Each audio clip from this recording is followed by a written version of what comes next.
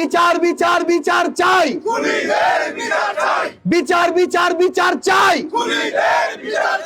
বিচার বিচার বিচার চাই, হাদি হত্যার বিচার চাই,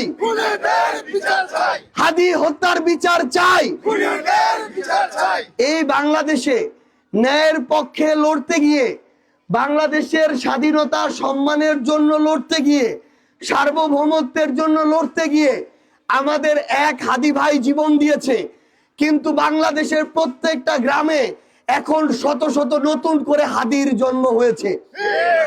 আমরা তার ওই আকাঙ্ক্ষাটা ধারণ করে আগামীতে ইনশাআল্লাহ এক একজন হাদি হয়ে উঠব এবং ঢাকার ওই হাদি চত্বরে যে আন্দোলন চলছে সেই আন্দোলনের স্ফুলিঙ্গ আমরা বাংলাদেশের প্রত্যেকটা গ্রামে ইনশাআল্লাহ ছড়িয়ে দিব।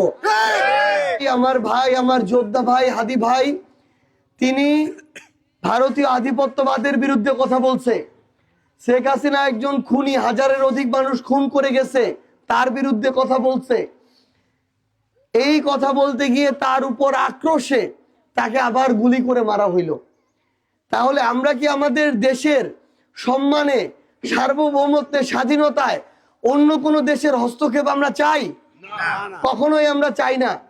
কিন্তু এইটার যে প্রতিবাদ করলো আমাদের ভাই হাদি ভাই, তাকে হত্যা করা হইল, তিনি একজন শহীদ।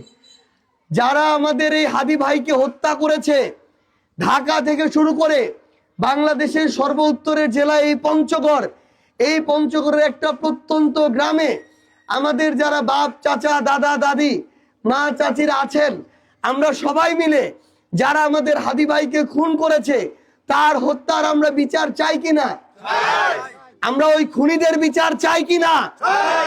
এই অন্তর্বর্তীকালীন সরকার যারা এখনো দায়িত্বে আছে তাদের কাছে আমরা দ্রুততম সময়ের মধ্যে ওই খুনিদের গ্রেফতার চাই কিনা? ওই খুনিদের সর্বোচ্চ শাস্তি নিশ্চিত হোক, এটা আমরা চাই কিনা?